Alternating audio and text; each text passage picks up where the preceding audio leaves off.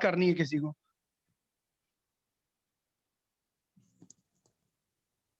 तो मैं सर थोड़ा चाहूंगा कि थोड़ा विनीत उपाध्याय, क्योंकि विनीत उपाध्याय इनके सखा रहे हैं इनके साथ ही स्कूल में, Vikram higher secondary school Piplani में, तो वो थोड़ा इनके व्यक्तित्व पे थोड़ा प्रकाश डालें। और Vineet Sure, Upadhyay. yes. Okay.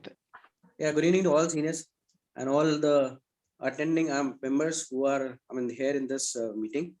So it's a great pleasure actually, and really a moment of proud for all of us.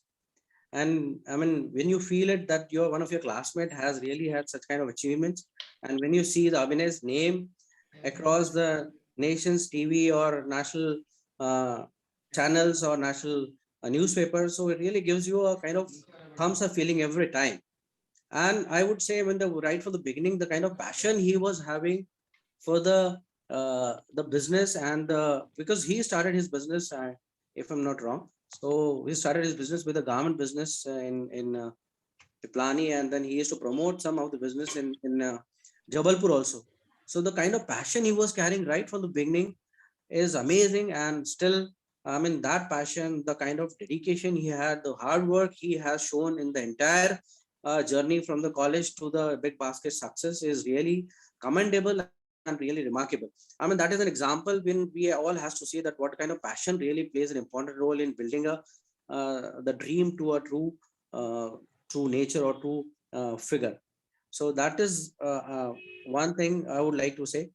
So the boss is boss. He doesn't need much of the introduction because he is well-known figure. He is well-known personality now. So over to Abhinay. Abhinay, please start. Yeah, thanks, Neeraj and Vineet. So yeah, the reason Shashank Chaurasia sir gave me boss, I think the reason was that despite the very stiff ragging which was conducted, right, I was kind of still used to walk with my head up, and the seniors didn't like that. Though he's in first year and he's going through all this ragging, which used to be a very common affair then. Why is he going around with his head up? So so that's wherein I think I somehow got that nickname, and it kind of clicked. A lot of times nicknames don't click, but it clicked. Yeah, very memories, very good memories, apart from some of the very few bad memories. One second. Apart from the few bad memories, majority of the memories are very good. Of the entire stay there in Jabalpur. Though we started our batch a bit late because of the PET results came late, and instead of starting the session in July, I think we started in December. And hence, Neeraj Jain said that we met on 5th December. That was our day one in the college. Living the hostel life for the first time, staying with the friends. So Neeraj and I were roommates. Some of the things which we did together, this is what we thought, ideally the way we would want to live in the hostel was to first do up our room, right? The person who was staying before for several years apparently used to cook a little bit in the room, and we were told there were big rats in the room before we moved in there. So first thing which we did was together cleaned up the entire room, and with our own whatever limited budgets we had, we actually painted the whole room with a different color. It's pink color, and put up some nice posters so that the room looks nice, right? So that was the first activity which got done, and we very proudly used to tell that ours is the cleanest room. And because Neeraj Jain was the roommate, and he was so finicky about cleanness that a lot of people used to be afraid of entering our room because he didn't allow anybody to sit on the bed with their dirty feet. so our room stayed the way we painted and kept it, right? So yeah. Then fortunately, living in hostel, you obviously get a lot of time to also engage in other activities. So I, for the first time in my life, I played volleyball behind the hostel, right? Between the two hostels, there was a common court over there. So I actually learned volleyball over there, and we were so passionate playing that sport that we kind of, quite a few of us mastered it.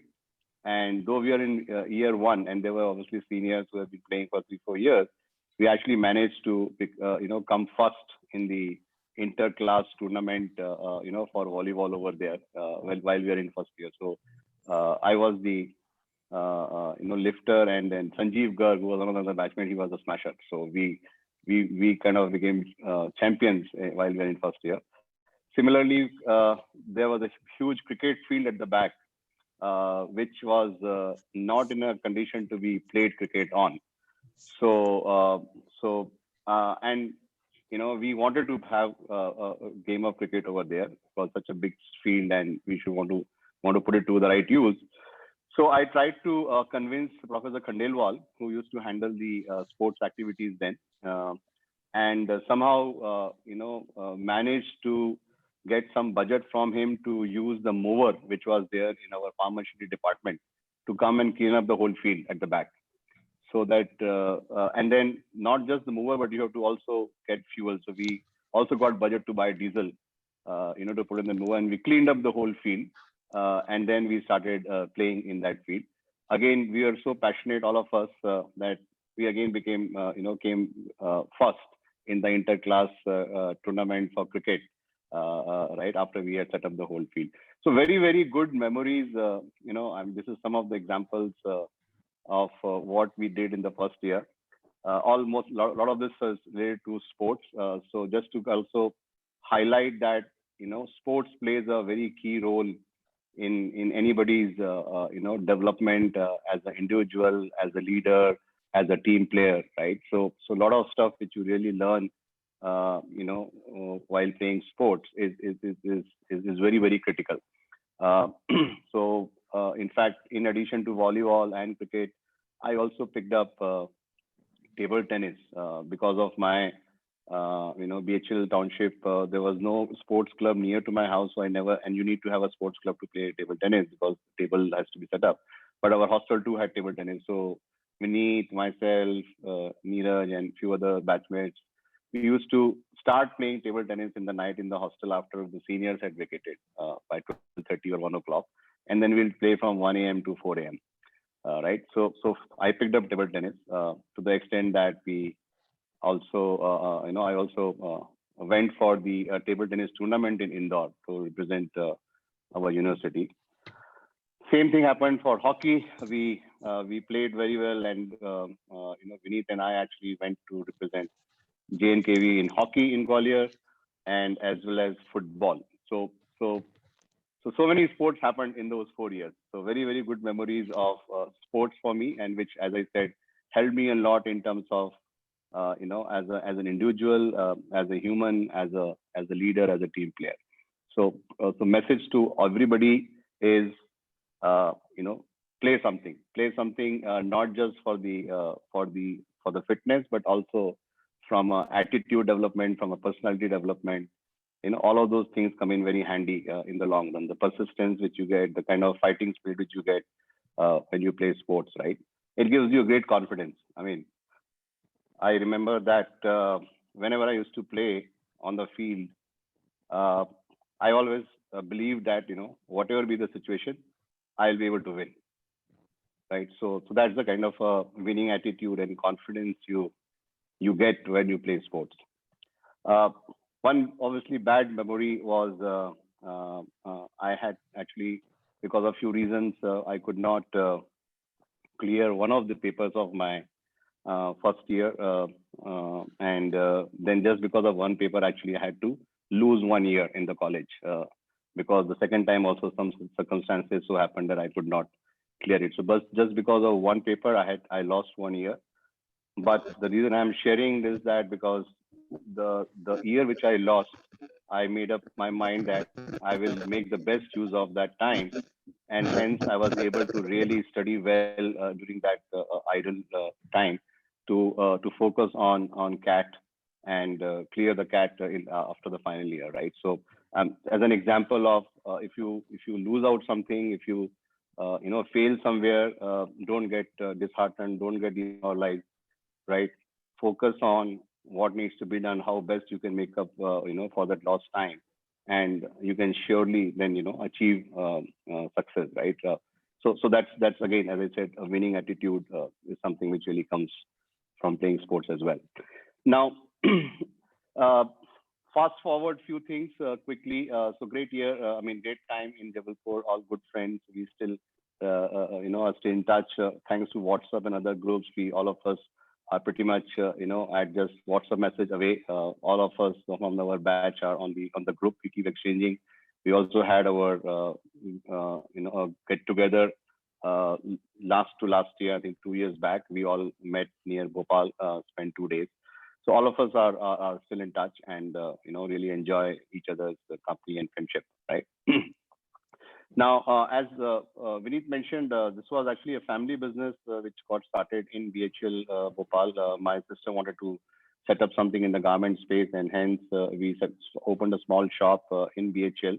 And I used to, while I used to travel to Bhopal from Jabalpur, right? I used to just go and sit at the shop in the evening for a few hours, right? And that was my first exposure to customers, how to interact with customers, what is the buying behavior in a store, things like that. Because as a student and as somebody who's not in any business, those are things which you never get exposed to, right? So that shop actually gave some exposure to some business related aspects. And then I, along with my brother, used to go and buy stuff for the shop from Delhi, Bombay, Ahmedabad, and so that again gave some exposure to some of the aspects of running a business, right?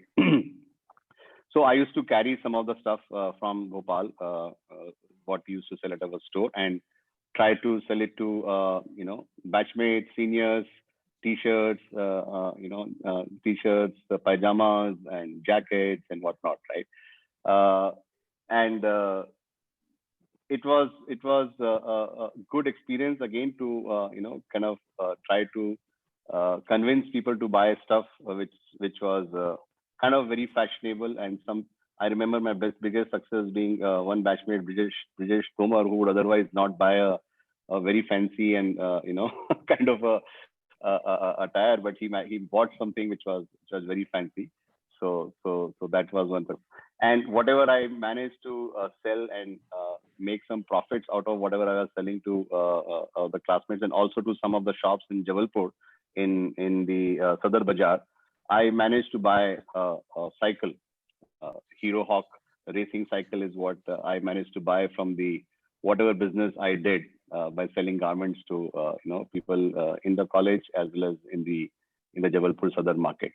So that was again, otherwise I would not have afforded a cycle from my 500 rupees of budget, which was there from my father's side. Most of that 500 used to get over in the mess and the milk what we used to buy.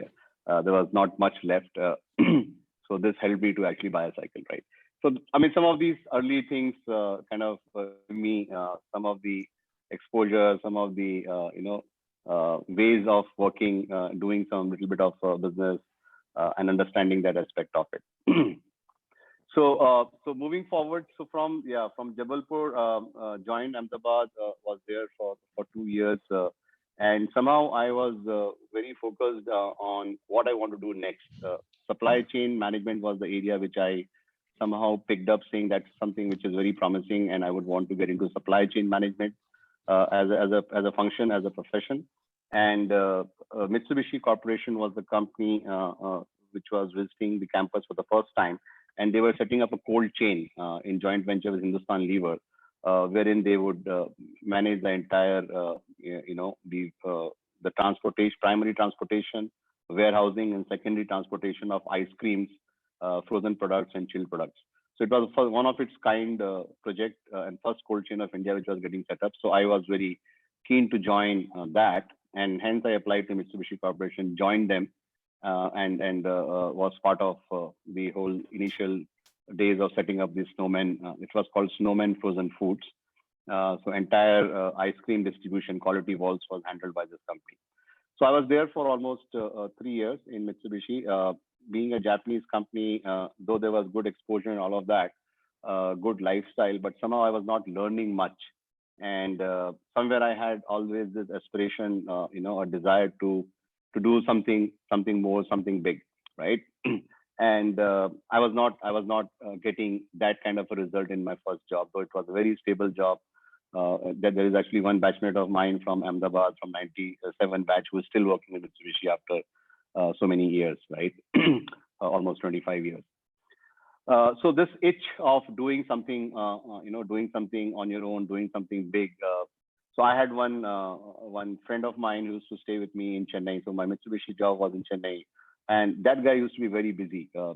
He was with Satyam Infoway, and he always used to keep traveling to various cities within India and US.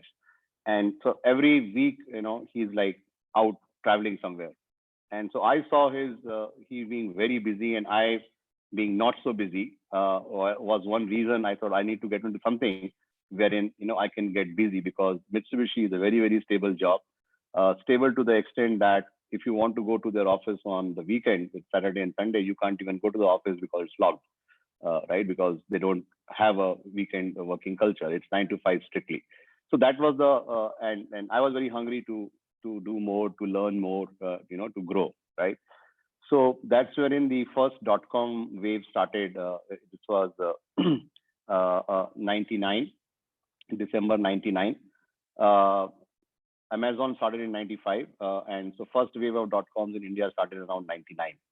So in December 99, actually, I quit my job, Snowman, and I set up, a kind of a business idea, leveraging what I had learned in the garment space from the shop which I was, I was involved in Bhopal. So I built up a business plan to sell garments online, right? Leveraging that experience which I had got while running the shop. So that was my first attempt to start something on my own, right? And I obviously did a lot of research online, saw the various US brands which were selling online, and that kind of inspired me to set up an online apparel company in India, right? So I quit my job in December 99, came to Bangalore because this guy who was with me in Chennai had already moved to Bangalore. He had started his own company. And so I kind of followed in his footstep of sorts, saying, okay, I also want to start something, and this is the area I want to work on. And theirs was a software company, telecom software company, which he had set up along with one partner. So I signed him on as my IT partner, and then I worked on this whole idea. Single-handedly, I went around the country meeting the CEOs of all the top apparel companies and signed them on. So which was a big banner, which is Mitsubishi Corporation, where you don't need to really introduce yourself. Here you are just an individual with just a laptop and selling an idea to all the CEOs, saying that you should sell online and please tie up with me. Right? It was a great learning. So within a matter of 6 months, I signed up 35 top brands in the country, be it Madura Garments, Arrow, Adidas, Titan, all of them, and tied up with Gati as my logistics partner so that I can do the distribution across the country in 7 days. So all that got done. 35 brands onboarded. It was called stylecountry.com, right? So that was the brand. And whatever I learned in the offline space in the store, I tried to actually replicate online in terms of how do you facilitate the entire buying. So customers used to come and feel the fabric in the store. So I introduced the functionality online saying feel the fabric. Then there was a trial room in the store wherein people used to carry 3-4 clothes inside the trial room and they will wear together and provide to see together how they're looking. So I replicated that feature also online, that there's a trial room, you can put shirts and trousers and tie and whatever inside the trial room, and you can put them one next to other and top and bottom to see whether they go together with each other or not. So things which got learned in offline also got tried in online, right? So just to give you a sense of the consumer behavior, whatever I learned, I tried to replicate that online because consumer is still same, right? Whether they are in offline or online. Okay. So learned a lot in that 6 months of starting up Style Country, but unfortunately, these are early days. India was still on the dial-up connections. There were hardly any credit cards, population in India. So online was not thriving, and the funding for online kind of pretty much dried up. So though I started working on this in December 99, launched it in May 2000, but shut it down in August 2000, right? So only 3 months it was live. But the learning which in those 6 months, right, was more than what I learned in 3 years in Mitsubishi, almost 3 years. And the whole experience of setting up something from grounds up, right, gave you a complete hands-on experience, which actually came in very handy when I started BigBasket in 2009, because the entire front-end part, right, all my learnings from 2000 were pretty much leveraged in 2009. So between 2000 and 2009, I just kept on. I went back to the corporate job after first was Mitsubishi, then I joined iGate. I was there with them for 3 years. Joined Infosys Consulting. Was there for again 2.5 years. Worked abroad in UK, US, Canada, all these places. But I always kept on thinking that what can I do on my own? What can I set up on my own, right? And whichever country, whichever city, whichever job, I was always researching, thinking about doing something again on my own. And that's when I was doing a project for Tesco.com, which is one of the biggest grocery retailers in UK, in London. And I was working on that project from Infosys Consulting side, is wherein this whole idea of, maybe online grocery is a good thing, a good solution for India, because the offline grocery experience, customer experience is very poor, right? Because I have been doing grocery shopping for my family from BHL Bhopal days when I was in 5th, 6th standard till I got married. Wife said, "Oh, you do a great job of grocery shopping, so please continue doing that." So all throughout my, from 5th standard till my whatever initial 7-8 years in job, I have been doing grocery shopping for my family. So I understood the pain which is there in the offline grocery shopping, right? And other critical aspect was that we didn't have enough capital, right? As a professional first generation guy, you don't have much capital. So I had only 25 lakhs of my saving from my jobs till then. And with that saving, I came out with an idea wherein I will set up the front end and the back end, which is capital intensive, wherein you have to have a warehouse and inventory and everything else. I tied up with Metro Cash and Carry of Germany. They had a store in Bangalore.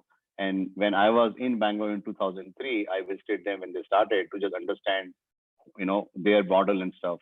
So with that understanding in 2009, when I reached out to them saying, I want to tie up with you for my backend, I was able to convince them to sign up, as my backend partner. And that's when I launched, it was a different brand when I started in 2009. It was called shopasyouLike.com. And then later on, after 2 years, we changed the name to BigBasket.com. That time, nobody believed that Indian consumers, Indian housewives typically would want to buy grocery online. Not just grocery, but fruits and vegetables online. Where Indian housewives believe in touching and feeling. They enjoy haggling with the vendors and hawkers and stuff like that. So every investor I used to go and pitch to that I started this and we are doing this online grocery, including fruits and vegetables. Everybody used to just question this, that Indian housewives will never buy fruits and vegetables online. But since I was a customer and I have been going through that pain for so many years, I realized that the reason people have to go and touch and feel is because the quality which is available in the stores, in the offline stores, is not standardized. It's all mixed up stuff which is there in the store, and you have no choice but to sieve out, to select the best 1 kg or 2 kg you want to buy from the 50 kg heap. And that's the reason you have no choice but to spend that time in touching and feeling. If it was all of standard quality, consistent quality, nobody wants to waste time doing that, right? So, so fast forward 10 years, 2020, we are a number 2 F&B retailer in the country after Reliance Fresh, with completely online, right? So that has been the shift in the consumer behavior in the 10 years, right? Sorry, somebody is disturbed. Okay, sorry. Thank you. So just reflecting on, that I saw an opportunity by knowing as a customer the pain points which were there, right? And the customer insights which I had, right? Which I leveraged, and then with the limited capital tying up with somebody as a backend, because with the limited capital which I had, I could not set up the own backend, because that's really very expensive to set up the warehouse and everything else, right? I was able to start something, and this was a very large opportunity, right? Grocery as the overall market was a very large opportunity, right? So coming to looking at identifying an opportunity, identifying a space to start any business. When I did it for the first time in BigBasket, I really didn't have big ambitions. I didn't really plan that, okay, I will be one day $1 billion company, right, in terms of revenues. But which happened in 2018, right? We did become a $1 billion revenue company. But now, having achieved what we have achieved over there, what I am thinking, and which whosoever is looking at starting something, is to look at an opportunity from what is the size of the opportunity, what is the market potential, right? It has to be a very large potential, so that even if you get a very small percentage of that market, right, you will still be a very large company. So grocery as a category is $800 billion category in this country. And BigBasket with just 1 billion, it's just 1 billion of 800 billion, right? Such a small share, but still huge in terms of turnover, right? So when we are looking at identifying or scrutinizing, evaluating business opportunities, understand what is the total addressable market available, right? So example, again, the second thing which I am doing now after exiting from BigBasket is laundry. Laundry is something which everybody has to do, right? And majority of laundry today is happening at home. Close to 8 billion of spend on laundry is on domestic laundry, doing the laundry at home using washing machine, using hand on buckets and whatnot, right? And it's very fragmented, very unorganized. So that's a very large opportunity to address. Even if you get very small percentage of that, still be a huge scalable kind of a company which you can set up, right, in 8 to 10 years time. So first and foremost, identifying an opportunity is the size of the opportunity. Second is the consumer insights in terms of what problem you are solving. What is the pain points of the customers, right, in that category? And how are you solving those pain points, right? So those are two things. One is the market opportunity. Two is what problem you are solving. So the problem which I see in the laundry space today is that everybody is spending a lot of time managing this at home, even though you have a maid, a lot of people have maid who does this activity, but then over coordinating all of those activities, you do the laundry at home, you wash it at home, it has to be dried out, again taken back, then you have to call the iron guy who has to come, collect, count, give it to him, again call him, he'll come back, count, take it. All of this process consumes anywhere in the range of 15 to 20 minutes or half an hour on an everyday basis of the households who are very busy, right, who don't have time to spend on this kind of an activity. And it's a very unorganized, very broken, fragmented market. So that's the way I'm seeing the opportunity. So I'm saying that you don't have to spend this much time. I'm solving the pain point, and it will be very, very convenient. Online, the guy comes, picks from home, and delivers it back to home in 24 hours. Nobody today in the market delivers this in 24 hours. Everybody gives in 2-3 days. So 24 hours, and at a price which is affordable, right? That's the other thing to look at. Any business idea is what is the current cost the customer is paying for a product or a service. If I can price it either at the same or cheaper than that, then I have a great opportunity on hand. So today, when you are doing laundry at home, a shirt costs maybe around, all put together, washing and ironing, around 15 rupees. And there are players in the market who charge 75, who charge 125. And hence, not many people are giving, right? Because it's 5 times of what they currently incur as a cost. So hence, it is very difficult. I mean, we all can reflect upon when the mobile came, right? When it was 14 rupees a minute, 15 rupees a minute, nobody was calling. Everybody was just giving missed calls. But when it is 1 rupee or a 50 paisa, everybody is calling, right? It's a mass kind of a usage. So pricing. So one is the market opportunity, size of it, what problem you are solving, and then third comes the affordability of what you are building, right? It has to be affordable solution for the consumer. And then most importantly, finally, is the viability of the business itself, right? You can obviously set up all businesses, but if it is not financially viable, in the sense that what cost you incur and what price you can charge, if that equation is not viable, then you will never be able to really build any business.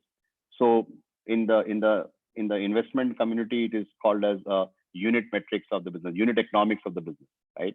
So just to again give you guys an example of when you evaluate an opportunity, whether it is financially viable or not, lot of players in the grocery space came for a something called as a asset light model, wherein they will not have any inventory. They will pick from the stores and they will deliver, right? It was asset light, like Uber and Ola kind of a model, asset light, right? It was a huge success in US, but in India it didn't work because when you pick from the store the grocery items, right, the biker goes and picks from the store and delivers to the customer, right? You as a company are not setting up any backend or any inventory. You are just picking from the store, okay? The typical order value which happens in that kind of setup is around 500 rupees. And the margin which you will make on that kind of an order is roughly around 10%, because the store from where you are picking, he will not give you more than 10% margin. So you make 50 rupees per order, but your delivery cost itself of the biker is around 60 rupees per order.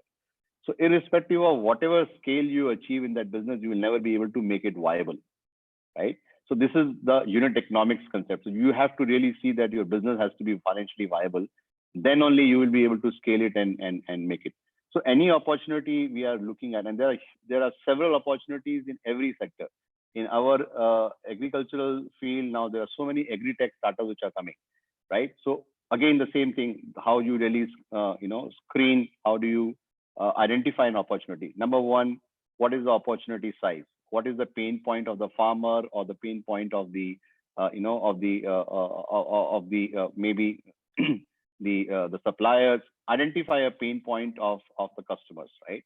And how, so what problem you are solving, right? Is that going to give them some benefits? And can I make this affordable? Is it either same or cheaper than what the current cost of doing the business is, right, for the customer?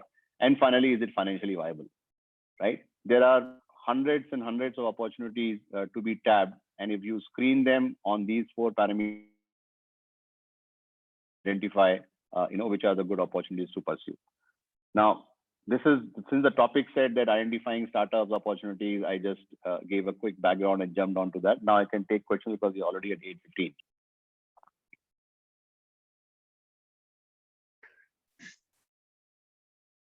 That was a great insight, Abhinay. Among the participants, is there any questions we have? You can write on the side window, or you can raise hand and we can invite you to interact.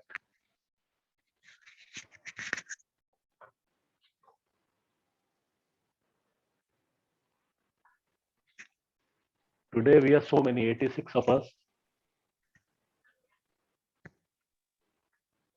Margaret sir, you have any question? No, I have, but I'm waiting for some Others too. youngsters, because they need more. They may have more questions, and they are looking for their career. We are towards the end, so let them first ask. Otherwise, I'll ask 1 or 2 questions. Hello. So this is Vaibhav Joshi. I just want to ask some question. Please go ahead. So it is from the entrepreneurial side that whenever I just want to start a new business, I just have lots of idea in my mind. I got the mind, but I failed to start that the first step of it.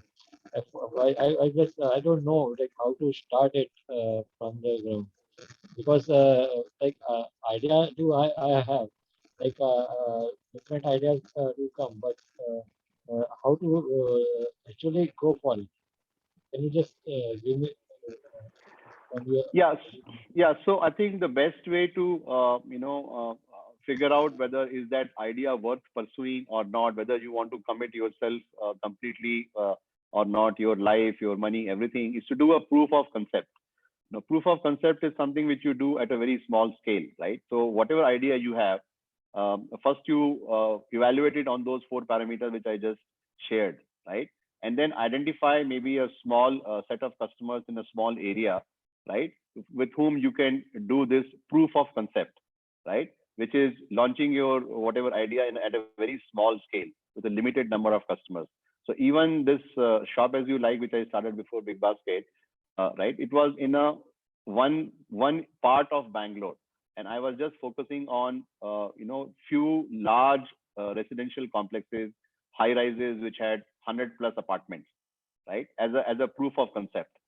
so that you are not spending too much. When you do a proof of concept at a very low scale, you are not also spending too much in terms of money, right, from your side. And then you get to understand the consumer behavior, you get to understand what are the challenges you are facing, you get to understand the problems, right, all of that. So try it out at a very small scale, which is called as a proof of concept. And when you see it working, right, and you convince yourself that this is worth pursuing, is when you commit yourself full-fledged. Did I answer your question? Yes, sir, definitely. Thank you, sir. Okay.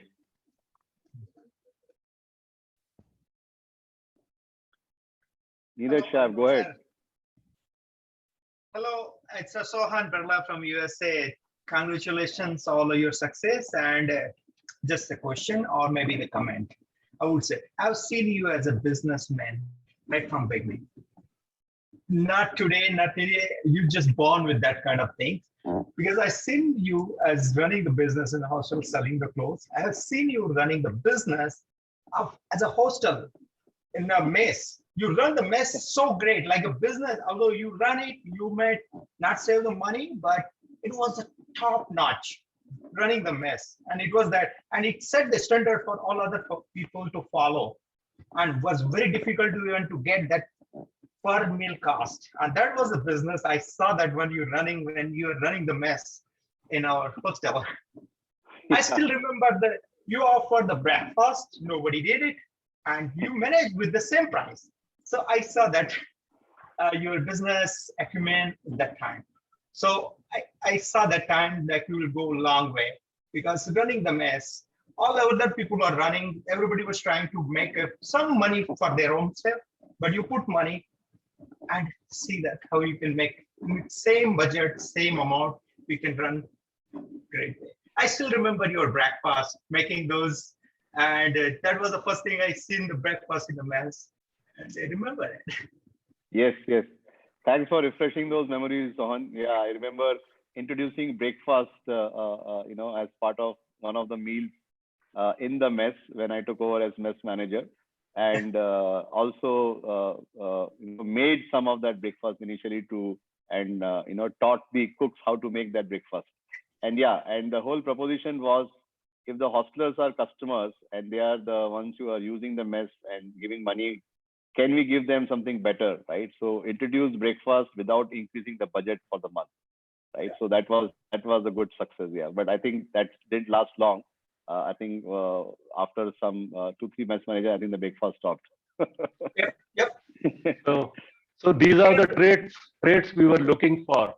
So all those who are studying now also can find out the future stars among themselves. Those who do this kind of activities, they grow higher and higher. Sports, extracurricular, running the mess successfully, at the same time making sure that you are attending your classes.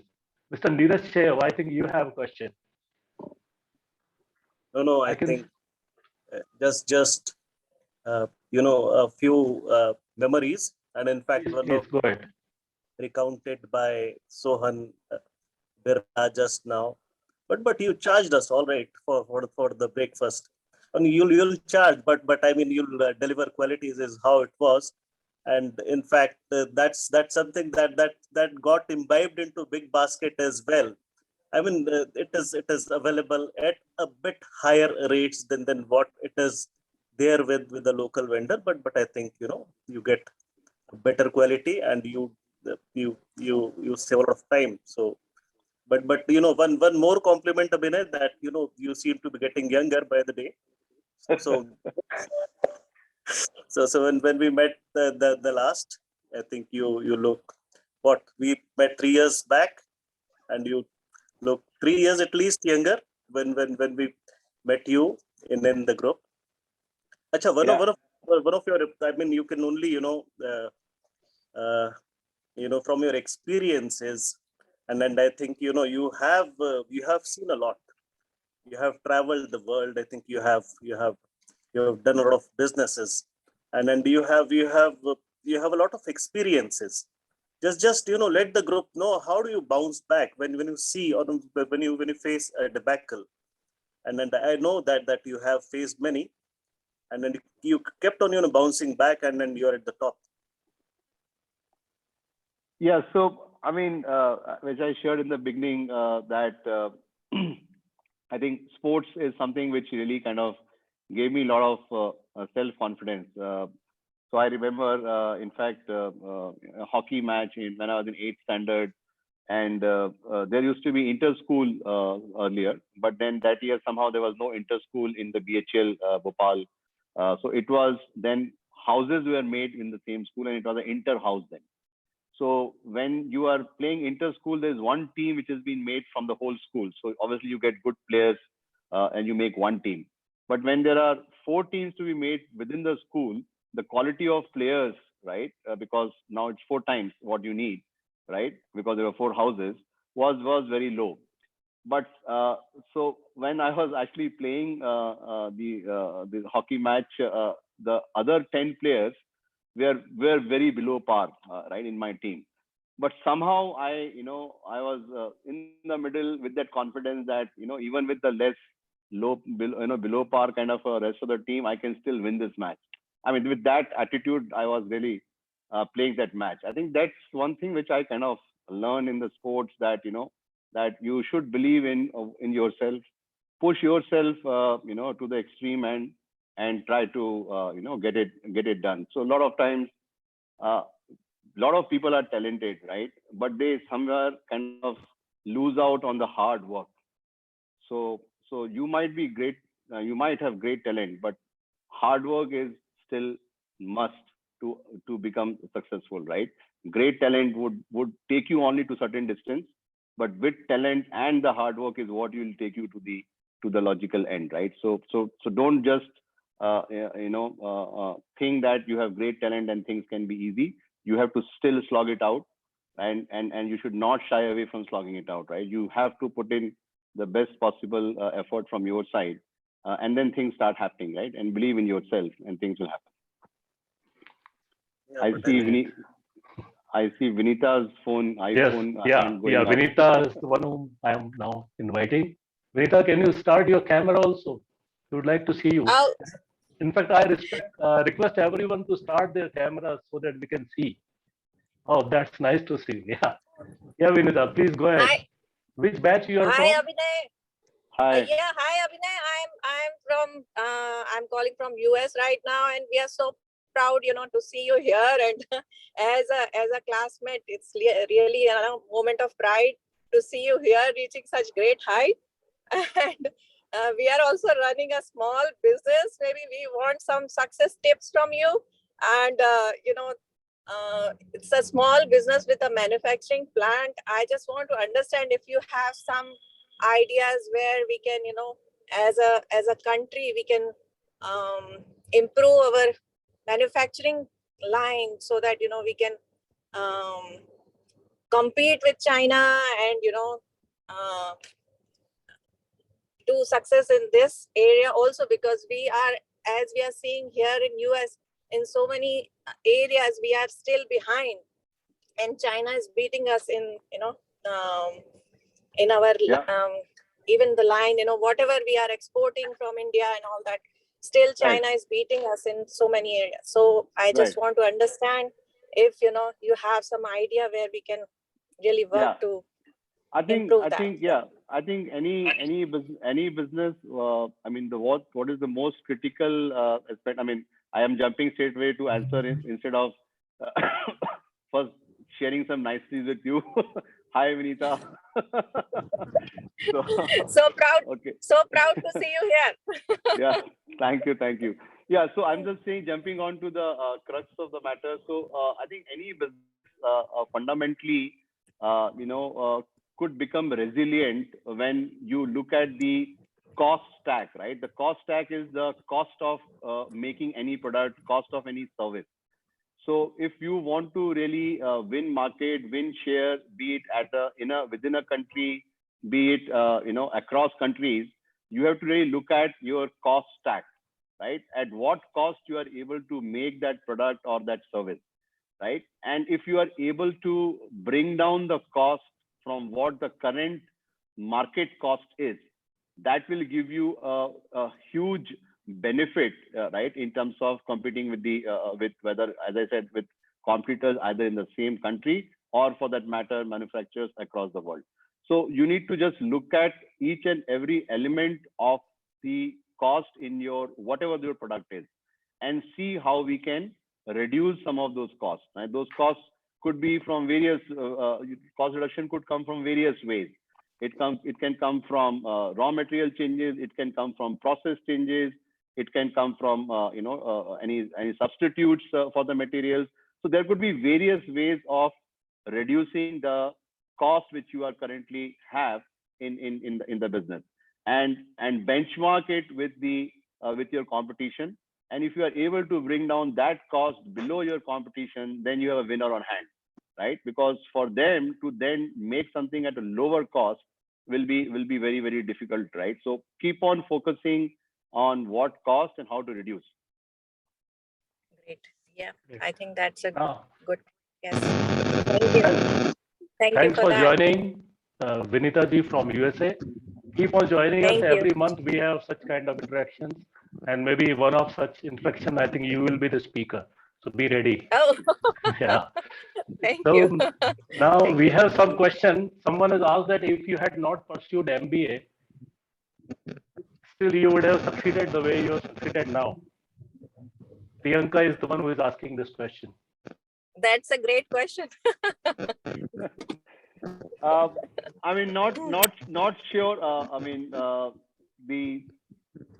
I got actually from after graduating, I got the job offer from TEFE before I decided to pursue MBA. And I think that was the sought after job, I think then, right?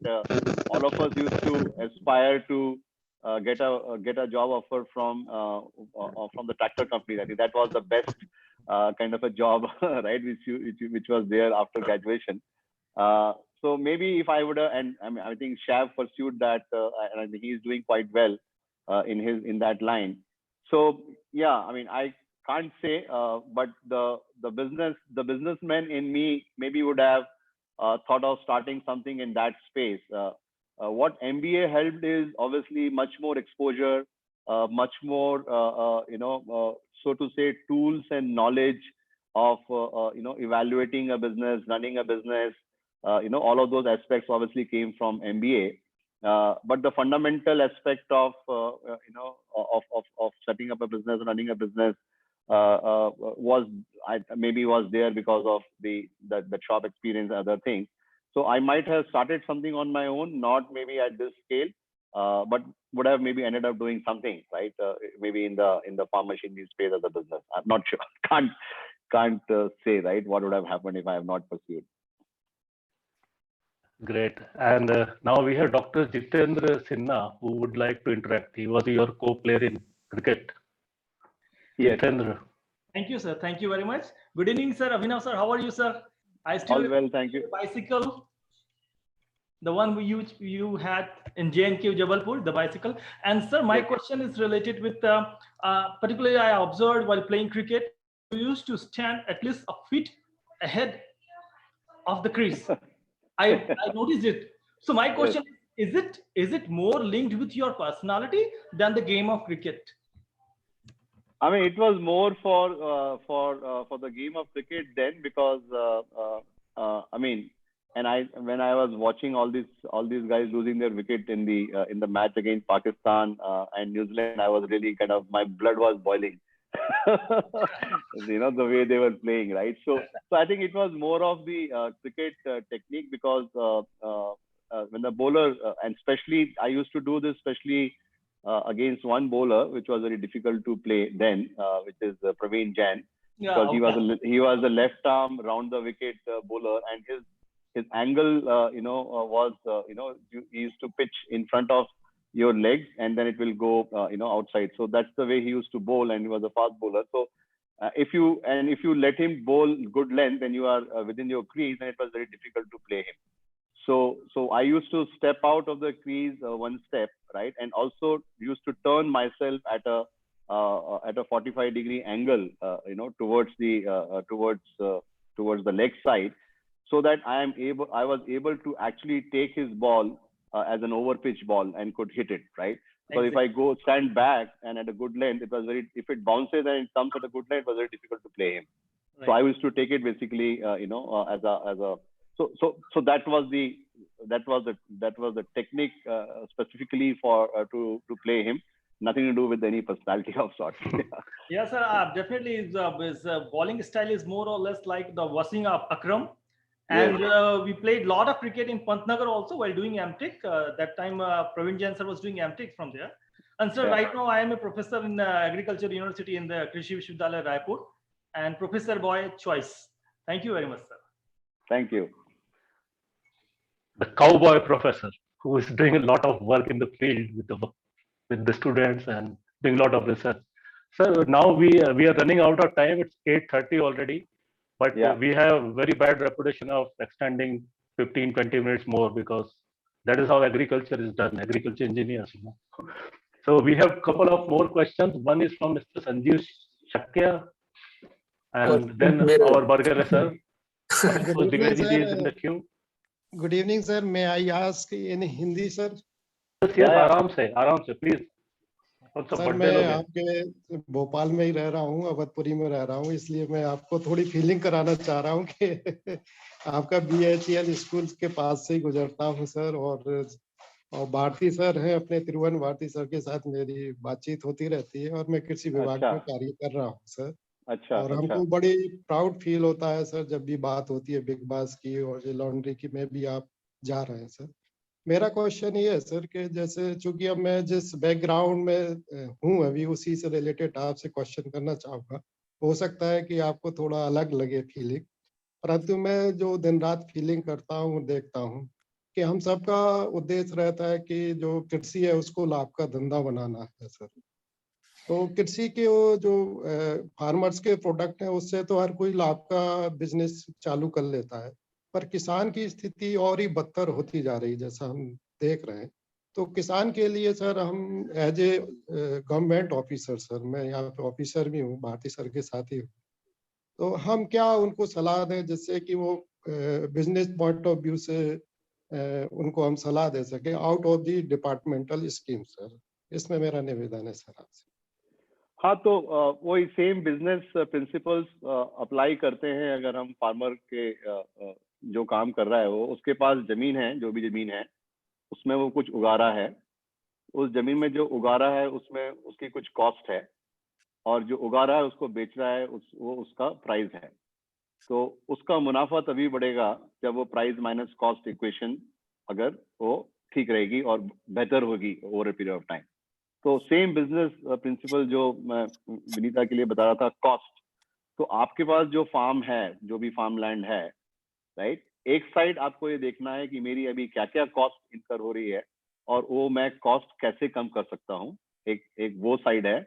दूसरा, जो मैं इस land में उगा रहा हूँ उससे जो मेरी आमदनी होती है वो आमदनी कैसे बढ़ सकती है।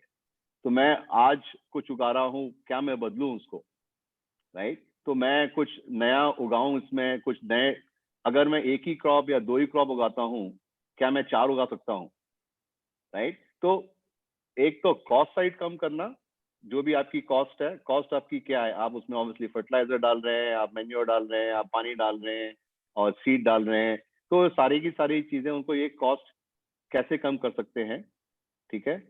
दूसरा, प्रोडक्टिविटी कैसे बढ़ा सकते हैं, राइट। तो उसी लैंड में से अगर मैं 10 किलो उगाता हूँ कोई चीज, क्या मैं उसको 12 किलो कर सकता हूँ, क्या मैं 15 किलो कर सकता हूँ। तो उसमें आपका कॉस्ट पर केजी कम हो जाएगा। एक तो आपका एक्चुअल कॉस्ट इटसेल्फ, जो रॉ मटेरियल अगर आप और कुछ सोचें तो ऑल्टरनेटिव सोचें या वो कम करें, तो आप रॉ मटेरियल कॉस्ट कम करिए, प्रोडक्टिविटी इंप्रूव करेंगे तो आपका per KG production cost as a percentage कम हो जाएगा। एंड तीसरा, आप रेवेन्यू कैसे बढ़ाएं। तो मैं जो उगा रहा हूँ उसको मैं क्या चेंज करूं उसमें, राइट। तो कि उससे मेरे को आमदनी बढ़े, फिर मैं कहाँ बेचूं, किसको बेचूं जिससे मेरी आमदनी। तो ये सारी चीजें हैं। मतलब आपके पास एक रिसोर्स जो है, आपका लिमिटेड रिसोर्स जो है लैंड, और आपका खुद का मैन पावर, राइट, जो आपकी मेहनत है, ये 2 चीज हैं आपके पास, बाकी सब कुछ वेरिएबल है, राइट। तो उसको उतने से लैंड में मैं अपनी कॉस्ट कैसे कम करूं, मैं अपनी प्रोडक्टिविटी कैसे बढ़ाऊं, मैं उसको ज्यादा प्राइस में कैसे बेचूं, कहाँ बेचूं, यही सब उसको सोचना है और आपको उसको सोच में हेल्प करना है। फिर उसको वो करते आ रहा है एक तरीके से क्योंकि उसको वही मालूम है, राइट? क्या दूसरा तरीका हो सकता है? क्या दूसरे क्रॉप्स आ सकते हैं? क्या ऑर्गेनिक उसको ज्यादा देगा? अगर ऑर्गेनिक ज्यादा देगा तो उसको सीखना है ऑर्गेनिक, उसको कैसे सिखाएं ताकि वो कर। तो वही चीजें हैं, राइट? आपको इन सारे बातों पे ध्यान देना होगा कि उसकी कॉस्ट कैसे कम करें, उसकी वहाँ के प्रोडक्टिविटी कैसे बढ़ाएं, और उसको जो उगा रहा है उससे उसको उसके लिए जो भी उसकी उपज है उसके लिए पैसे ज्यादा कहाँ से कैसे मिले उसको। Thank you sir. Thank you, Sanjeev ji. Mr. Ashutosh Dwivedi, and after that, Vargale sir.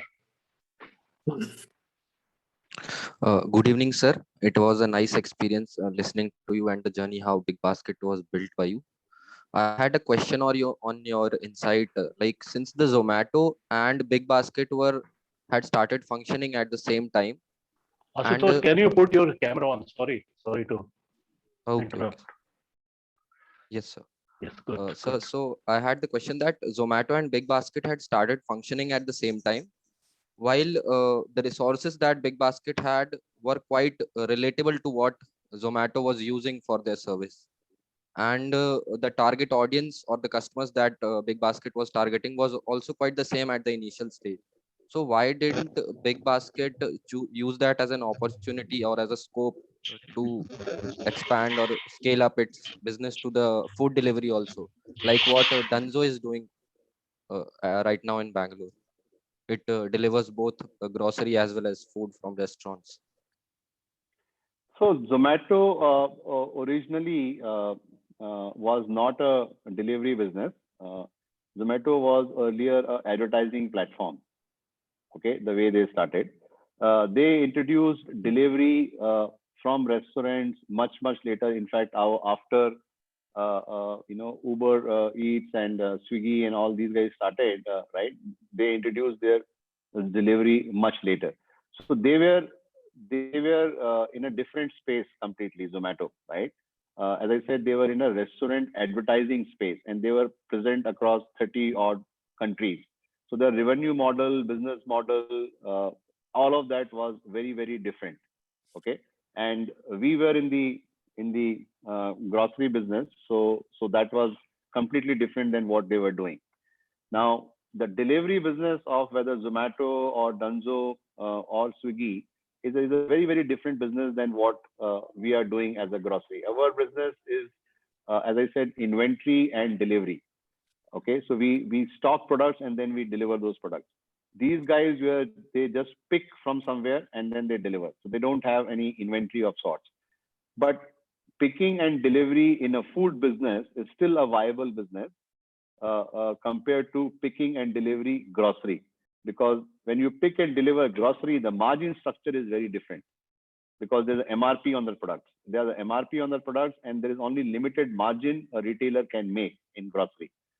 Versus in case of restaurants, the margin which can be made is much higher because there is no MRP on the restaurant food.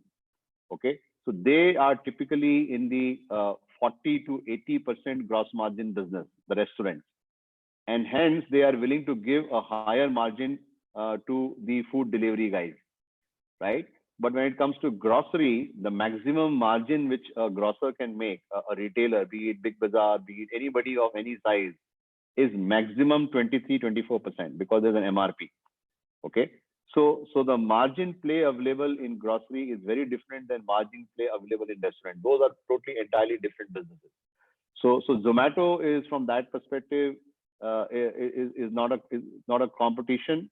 We were doing grocery, inventory and delivery, and Zomato started off with advertising platform and then they later on got into food delivery. But those are entirely different businesses, cannot be done in a similar way because, as I said, grocery stocking and delivery is entirely different than food pickup and delivery. Great. Now we have still quite a few questions and time is limited. I will request Vargale sir to please ask his question. Praveen, Yeah. I request ki today as time limit mat rakho because all questions are very relevant and they are very focused. So let it go. So go with the flow. Abhinay, Okay, I hope everybody agrees with this. So we'll continue. We are enjoying. No doubt those about who it. want to leave, they can leave. But Yeah. again, I don't know when people will get opportunity to talk to him. First of Yeah. all, I congratulate you, Abhinav ji. I also belong to Bhopal, born and brought up in Bhopal, and also whole of my service has been in Bhopal in CIAE. I hope you know CIAE. I don't know if you have visited CIAE, Bhopal, our Central Institute of Agriculture. आप आए कभी? I did my summer project there in the soybean processing plant. Okay. I worked there. I don't know which year you came because I had come in, I think 93, if I'm not wrong. Okay. That time I was in Canada. I did my PhD 92 to 96 in Canada. So that's why perhaps we did not meet. But anyway, my question is that businessmen or entrepreneurs are born or people can be made entrepreneur or businessman? Actually, I mean, so as I shared earlier, there was no business history in my family, right? Nobody has ever done any business in my family. Everybody, I mean, I'm just saying, going back several generations, either on my father's side or on my mother's side, nobody has done any business before, right? So I don't think it was there in my gene as such. So I was not born and all. Not gene. But some people, that's correct. Not by birth, not in inheritance. But some people, as you said, when you started maths or playing sports, everywhere you were fitting. Means you were very uncomfortable doing a job, and I am very uncomfortable doing a business. Means it is some kind of thing inside you. Like many students sitting here, they might be because doing a business is risk. There are different characteristics for an entrepreneur. We also take a lot of courses teaching them. But let me tell you, if IIM director, if he starts a business, he may be teaching very good course in entrepreneurship or business, but he may not be a good successful businessman, right? And a good businessman may not be a good teacher. So ये कुछ एक inherent होता है. Some people see business in everything they see around, and some people, this will not work as business. As you are, and my second, maybe you can answer that. I think it is the passion part. I would say it's a passion part. Okay. It is nothing to do with whether you are born or or whatever, but it's the individual who has a passion for something. You may have a passion for teaching. You have a passion for teaching, and hence you are doing well in teaching. And maybe you don't have passion for business, right? And hence you might not do well over there.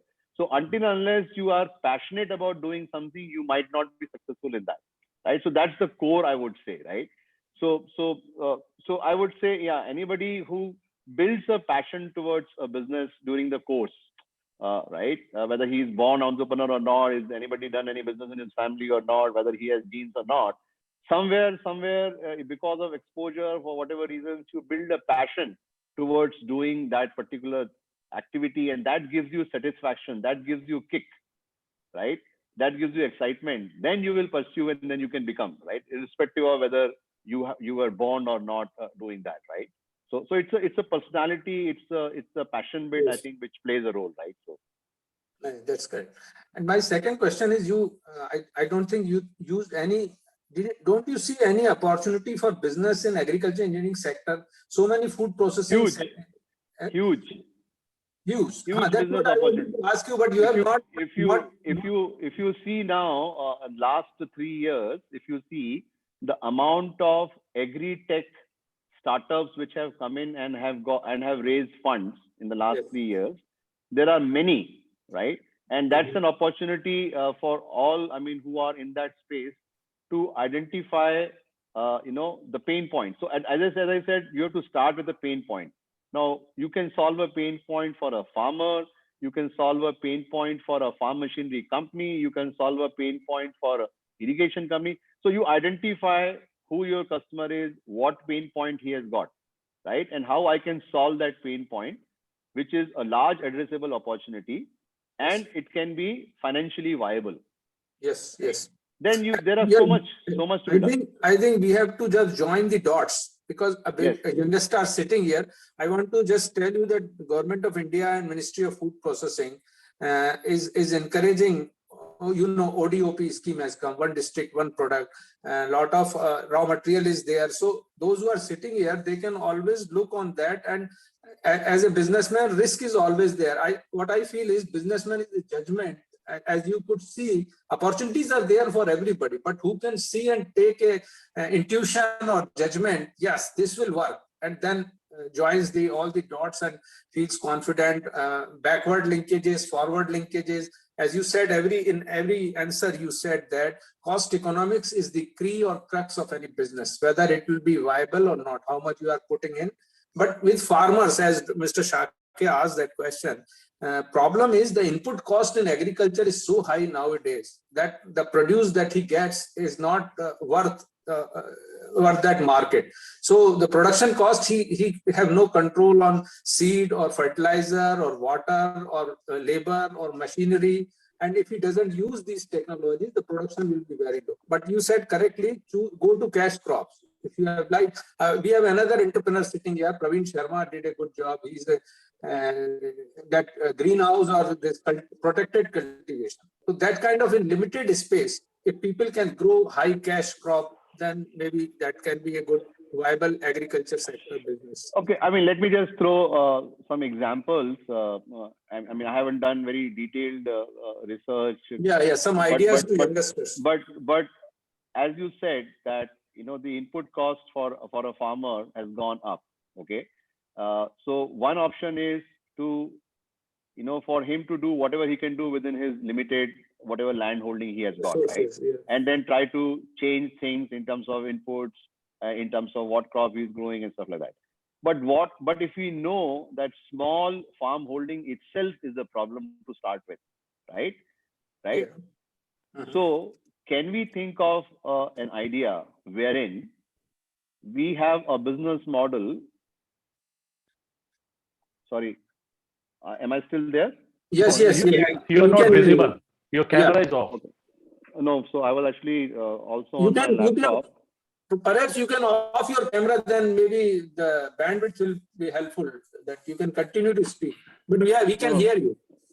We can't see you. Okay, can you see me now? Not yet. No. Yes, another camera I think you have used. Yeah. Okay, so fine, good. So you're able to see me, right? Right. Yeah, okay. So I'm just looking at that problem itself, which is a small farm holding itself is a problem. Now, can we then think of an aggregation, approach, which is at a village level? I'm saying it's let's say a business model. A startup comes, okay, and a startup goes to a village and talks to the the panchayat, right, head over there. That listen, all of you have very small holdings. What we will do is we will combine all your small land cooperative farming and make one single land, and you don't have to do, let's say, do much, right? We will then negotiate with other input providers, input sellers, right? And we will procure everything, all the agricultural inputs we will procure, and we will then share the profits basis your land holding, right, as a percentage in the same proportion. Now, when you try this out at one, let's say, village level, and you see the results are positive, because now what has happened is, one, you have increased the land holding, so you can maybe use better technologies, right? More mechanized farming you can do because the land parcel has increased. So your productivity will go up, right? And hence your cost of production will go down. You can negotiate better with the agri inputs guy because you are now a much bigger space as against one single individual farmer. You can maybe get credit also in the process, right? And then maybe you can connect better in terms of where to sell the produce from that village, right? So you will be able to attack. Exactly same thing government has done through FPOs, the farmer producer companies. FPOs the government is encouraging. I think the same thing, same product, farmers join together, cooperative farming earlier, but there are issues in working together also in some areas, but that is the way to go. Yeah, issues are there everywhere. That's where the entrepreneur has to solve those issues. Yeah. Right. So you do this at one level, and then you see what are the issues which you face, what are the positives, what are the negatives, right? Address them, and then have a structured model to scale this then, right? Yeah. So that's the way to go about it, right? I mean, I'm Right. just giving an example, right? See, that's correct. If all villagers or a group can do it, and this. No, I'm saying as a startup, somebody who kind of can say, okay, here is the model, and you build a app, you build whatever, and build those hooks, right? Because there are so many other agri-tech companies who are selling agri inputs. Yes. They are giving you everything, and they are giving you credit, all of that, right? But the farmer maybe cannot work with them because he's not that, qualified or educated or whatever. So can we then maybe become his, a kind of a face to him? While so I'm saying there could be various models. Yeah. Mentor or advisor to him. Right. Yeah, but if you can suggest some of the opportunities for agriculture engineers in this area, that will help the youngsters who are present here. Like that's correct to judgment to know where is the gap, where is the opportunity, possibility of startups. Because investment initially may not be available, but like many people have done business without initial investment, but the minimum limited investment. Yeah. As I was highlighting earlier, in whichever space you are working, right, in your job, and identify a customer, right, a customer, individual who has some pain points, right, in the current way of doing things, right? So you identify that customer, you identify that human who is facing some problems, what problems he is facing, how to solve those problems, how to reduce his cost, increase his revenues, right? And that's wherein you build a model. That individual could be, as I said, anybody. It could be a farmer, it could be a guy who is selling agri inputs as a shop owner, it could be a tractor dealer, it could be anybody, right? Yeah. So within in the value area chain, which we are in value working. chain. Yes, value chain. Yes. From farm to plate, a lot of opportunities are there. Right. Exactly. Yeah. Now we have Mr. Praful Pandey. Yes. Yeah, Abhinay sir, good evening. Good evening. So hope you remember, sir, I was your junior 97 pass out. I also started my career with TAFE, and we met you at your Bhopal home, your fashion shop at Bhopal, and then also when we came to Chennai, me and Pankaj Yachi to join TAFE in 97. Yes. Those good days, and now I'm working for Mahindra and Mahindra as a general manager, business licensing. So I do the kind of licensing between government and private corporates. So questions to take the discussion forward. One, I have written chat box also that you started with fashion shopping. So what are the learnings which you really took and which helped you in the success of BigBasket? That is question number one. And question number two, like after so much success and we are still in young age only, you are also, I think, less than 50. So what is driving you and what next? What more we can expect from Abhinay Choudhary, sir, which many of our college colleagues are kind of getting inspiration from you. So what more will be coming in future from your side? So these two questions, if you can just discuss or throw some light on. Yeah, so the learnings were basically the customer insights. I mean, as I said, you have to identify your customer, your client for whom. So what is the customer's behavior, right? So in case of grocery, that customer behavior, customer insights came from my own customer experience, right? Because I did grocery shopping for my family in Bhopal. Then once I started working in Chennai, in Bangalore, and wherever I was. So I kind of had built that entire customer insights in terms of customer behavior in the grocery shopping over so many years, right? And I realized what the pain is. Okay. So with those customer insights, you set out to then solve that pain, right? So that was the learning right from the beginning of the even the fashion shopping days, right? Wherein the availability of good quality fashionable products in BHL was very limited, because it's a small town, and within a small town, BHL was one small township. So the fashionable products which are otherwise available in Delhi, Bombay, in large cities, right, was not available in Bhopal, number one. and whatever was available was at a very high price. So what we were focusing on was export surplus. Export surplus is something which is made to be exported, right? But it ends up in the domestic market. But though it is made with the export quality because it has to be exported, but it ends up in the domestic market because either it was made in excess or there was some minor, quality issues and hence it got rejected, right? But it is not visible. The defect is not visible. And hence it gets sold in the domestic market at much lower price, but it's of great quality. It's an export quality. So that insight, right? That something is not available. It's of great quality and it is at a lower price. Then customers obviously will like it, right? So that's the learning, and over a period of time, that's the learning, right? So you understand what is the opportunity, you understand what is the customer pain point, solve it in a better way than the current options which are available, right? So talking about what next, I mean, I have already moved on from grocery to now laundry. So that this is something going to be, I guess, the next, for the next 8 to 10 years.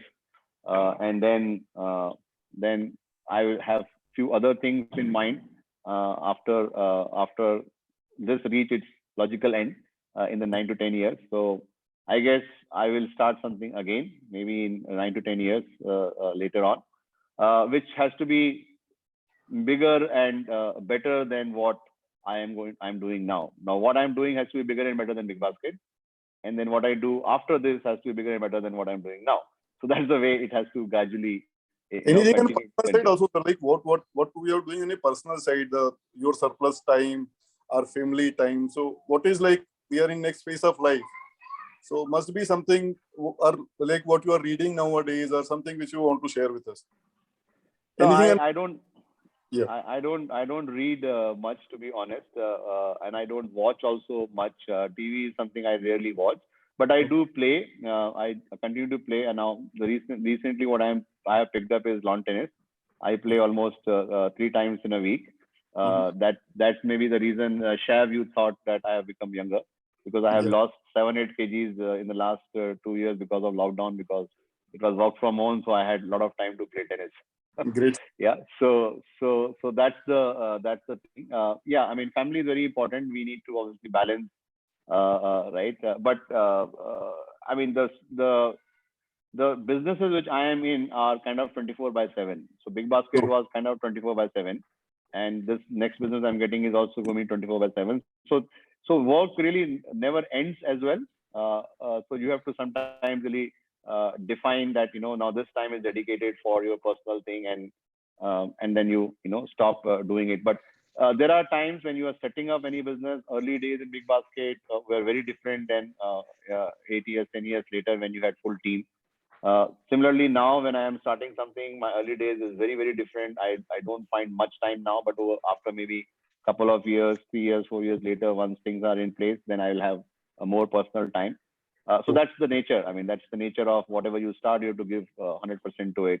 And some of this balance goes for a toss when you are setting up things, but later on, it kind of stabilizes. Thank you, Prafulji, for the question. Thanks a lot, and best of luck. Thank you. Yeah. Devanshu Chakravarti. Yeah. Yes, he is long waiting. Yes. Satyendra Singh ji is also due. Let Devanshu ji ask his question. Hello, sir. How are you? All well, Devanshu. Where is your face? Can't see you. Just a minute. I'll switch it on. Just give me a moment. Devanshu and I used to study together for CAT. Hi. So this is me. Hi. How are you? Good. He was the speaker in the previous webinar. Oh, great. Okay. So I just wanted to, first of all, congratulations. Very well done. I think we are all very proud of you. And personally, I always remember you. There is no need to say why. My question to you was regarding any sustainability initiatives that you have taken. I actually have 2 questions. Any sustainability initiatives that you may have taken in BigBasket or even in the laundry business that you are thinking of right now? The second was more on a personal front. Do you intend to, become a VC at any point in time in your career in the future? Because I think you are well placed to do that. Yeah, I mean, sustainability is quite. I mean, it's a core thing. I think every business has to really think of sustainability. One thing which I am focusing on. Sorry, I think. Let me just turn on the video from here. Yeah, sorry. I actually have connected from my laptop and phone. From the laptop, that video went off, so I just turned on over here. So yeah, sustainability is key. So in the laundry space, the sustainability aspect is the whole water conservation side of it. So which I didn't mention earlier, but if you really look at it, currently the way things are, when you are doing laundry at home, the domestic laundry, each load of washing machine actually consumes 70 liters of water. A 7 kg average size of washing machine consumes 70 liters of water, which just goes down the drain. And going forward, I mean, not just going forward, even now, water is obviously is a huge issue, right? Especially in metros. So many cities, people living in high rises are all actually buying water. So water conservation is a core focus in this, wherein we will build awareness, of the customers that when they are doing laundry at home, they don't realize how much of water they are wasting, right? Because pretty much every day, a household of 4 is running 1 load of washing machine every day, right? So that's the kind of wastage of water which is happening. And since we will have a very modern and state-of-the-art facility at the back end, we would recycle this water, right, 3 or 4 times. So we would potentially save close to 80% of water which is being wasted today doing laundry at home, right? So that's one clear message which we will have as part of our communication going forward. We will actually also run a ticker on our homepage itself, that how many liters of water we as a company has saved, right? And that obviously bases the number of orders which are coming, which are for wash and fold and wash and iron, and we'll have that calculation in the back end saying each of that garment, right, when it comes to us, saves how much. That ticker will keep on, increasing and showing customers we as a company have saved how much of water, right? So that's the big sustainability aspect in this business. And the second question, we see, I mean, yeah, a lot of questions, a lot of interest, a lot of inbound, reaching of a lot of other startups who want me to invest, but so far I have not invested in any startup, because I think VCs are a different breed, right? Until unless I maybe become a VC full time, I might not invest, because I believe that it is just not the money. I would want to also contribute personally myself in terms of what I know, my experience, my knowledge, to in whatever money, wherever I put money. So until unless I am able to commit myself full time as a VC, maybe I will not become a VC, right? So as long as I have some business running, my own startup, my own venture running, I might not do investments, because then I'm not doing justice, right, to what I am already doing. So answer your question, I am not sure. If I become, then that would be, at least in the next 20-25 years horizon, I don't see myself becoming a VC. yeah. So thanks. Good to see you. Same here. Thank you. Where are you now? Which city? I'm in Hyderabad. Okay, Very we'll much catch up then. Okay. yeah, Okay. sure. Okay. Cool. Yeah. Thank you, Devanshuji. And thank you, sir. Mr. Satendra Singh Thakurji. Good evening, sir. And Good this is Good evening. Your camera. Sir, actually, I am from very recent batch. I am from 2021, and so my question is also very basic. It was for you guys only. We invited him. Yes, sir. Yes, sir. So right now, sir, I am working with a startup in MP. And so my question is that, sir, we all are talking about the right way of business and right way of career and the right way of corporate life. My question is, when we need to stop when we are going wrong, like whether in business perspective, whether in the career or in corporate. Like many times we think it is a right or it is a wrong, but we are trying continuing to continue whether we are going wrong. So whether we need to stop, हमें कहाँ रुकना चाहिए sir कि हम जब गलत जा रहे हैं, मेरा क्वेश्चन उस वे में है। नहीं तो galat is okay. Now galat could be seen in various ways, right? किसको गलत बोले, मतलब क्या चीज गलत है is the question to ask. गलत right? है, yes sir. So Sir, गलत for मतलब मेरा example, question. yeah, no, I'll tell you. जी So I'm just giving you yes. first of all, how you Okay. define galat itself has to be looked at. But secondly, if you are trying something and you have tried your best, you have given your best, right? But it is not working out for whatever reason. Okay. And that's when there is a terminology actually in startups called pivot, right? When you are trying to do something in a particular way and it is not working out, you actually pivot your model, you change your model, right? Though you are in the maybe in the similar space, but you approach that space differently. Okay, just for example, again, this guy, company called Grofers, they were actually initially in the delivery space. They were just a back-end delivery people. So for Amazon or for Flipkart or they will just do delivery for them. But they realized there is an opportunity in doing grocery delivery, right? So they are still doing delivery, but instead of delivering for Flipkart or Amazon, right, as their orders, they became a grocery delivery company, and they themselves started taking orders from end customers. So there was a pivot, right? So you should not be, you should not tie yourself to just one way of working, right? If you realize that what you originally thought, what you initially thought is not working out, then start thinking of changing it. Start looking at other ways of doing that thing, or so bring some change and try it out. Try out all whatever changes you can think of before you finally say that, oh, this is not what I have tried always, all kinds, all methods, but this is not working out. Then you take that call that, so I think I should stop now, right? Yes, yes. So don't get tied to only one way of thinking, which was the original way of doing when you started. But because of some reason, if it is not working out, quickly change it. Change it fast. Try out something different, right, within that space. And once you have tried maybe 2 or 3 ways and still nothing is working out, then you have to take that call quickly. Don't get again bogged down by that, oh, I have spent so much time into this, I have spent so much capital into this, now how can I shut it? So don't get emotionally attached and get bogged down by that. Take that call fast, that okay, I have tried everything possible, it's not working out, let's move on. Let's move on, because life is still much longer, right? So you should decide and move on.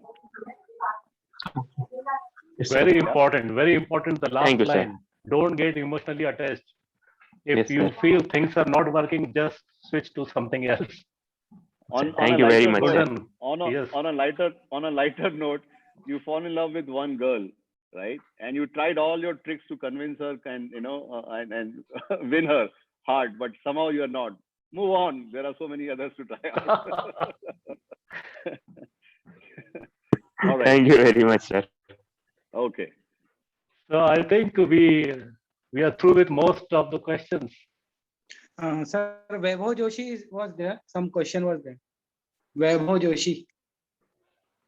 Yeah, Vaibhav Joshi was suggesting that we must have MBA agribusiness at our college now. High time. That was his suggestion. Okay. Okay. And right now I don't see him. So thank you so much, Abhinay Choudhary ji. First time I am interacting with you, but you were heard by all the batches. You are our iconic figure. So carry on your good work. We would like to see you more and more. And our Dean College of Agriculture Engineering, Atul Srivastava sir, was also here. The kind of insight which you have shared with us, if in future similar kind of insight is shared with the upcoming new batches which are trying to get into the field, Dr. Atul will definitely invite you, maybe through online meeting or physically also at times. But please keep on interacting with us. We have this forum every month. We keep on interacting. We try to celebrate each other's achievement. That is the main objective. And most of our guys are spread all over. Those who are in government departments, agriculture universities, but even overseas, we are so many. Today, we were lucky to see a couple of them who interacted, like Veena ji and Birla Saab.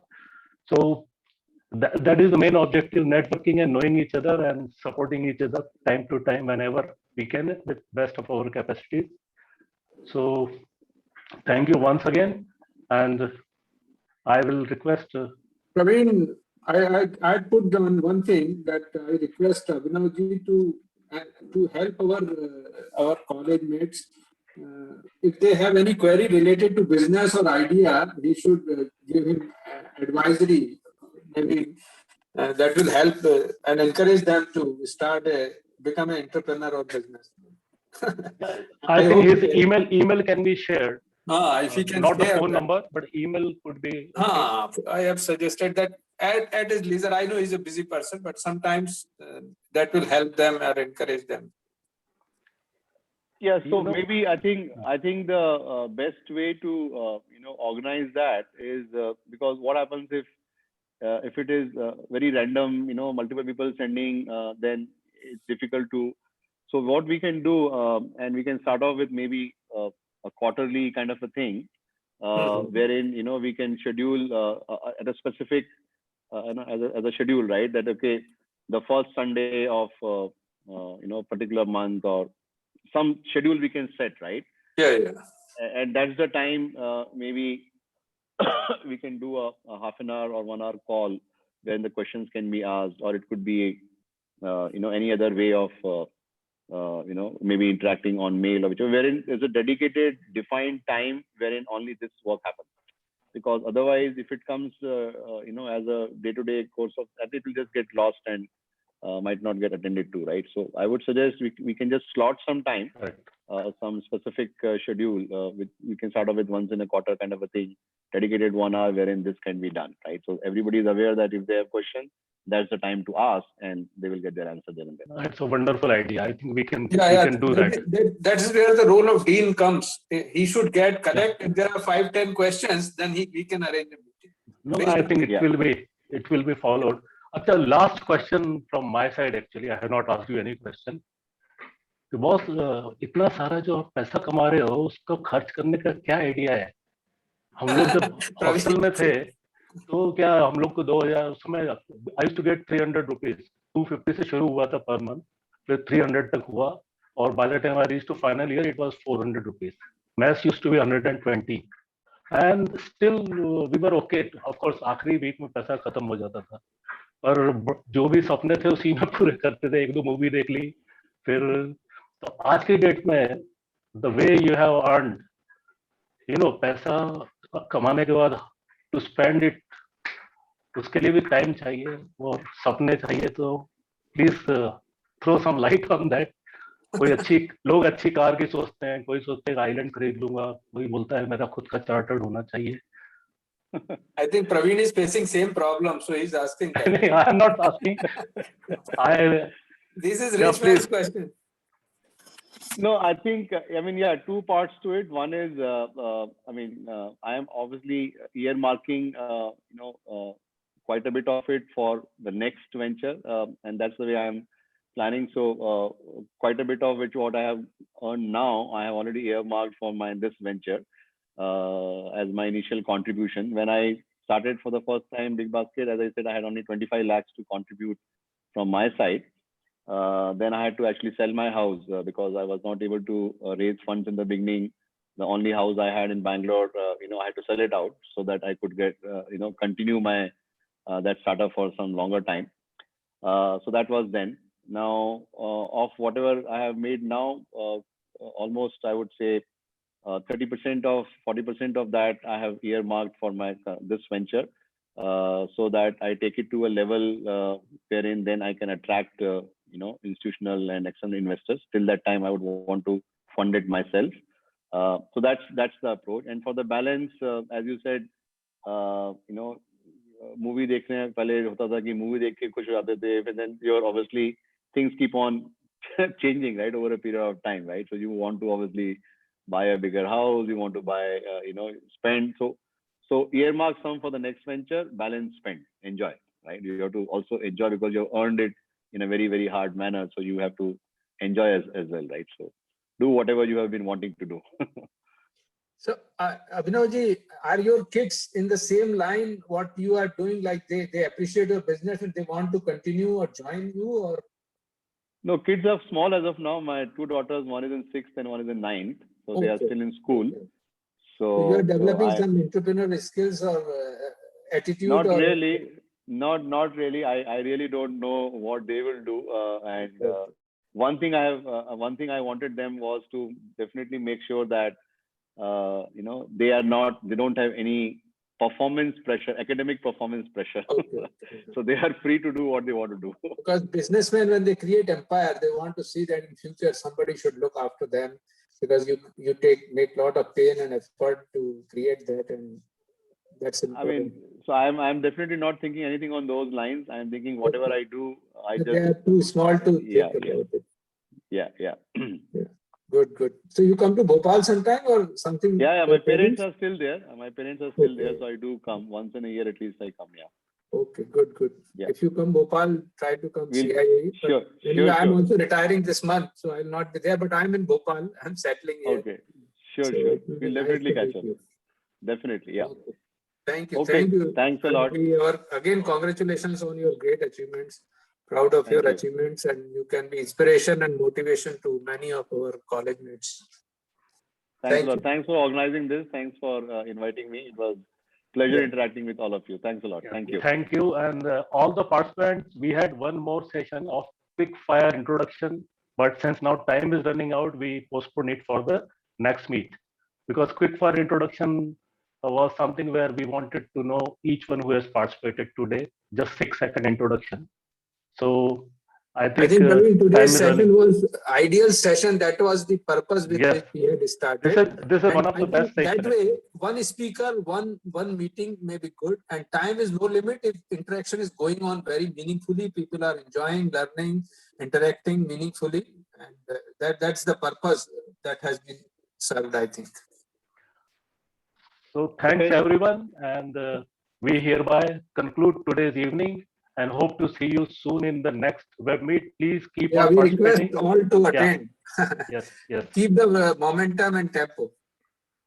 Thank you. Okay. Thank you. Thanks a lot. Thank you. Sometimes Bye-bye. speaker encourage you. Sometimes you encourage speaker by attending. Okay. Yes. by attending. It's a mutual thing. Okay. Okay, bye. Thank you. Bye. Hello. Thank you everyone. Bye. Good night, everyone. Thank you. Thanks दो नहीं तो नहीं आएगा अगली बार. Thank you Neeraj Jain sir or Vineet ji for joining. Thank you, sir. Special thanks to both of them.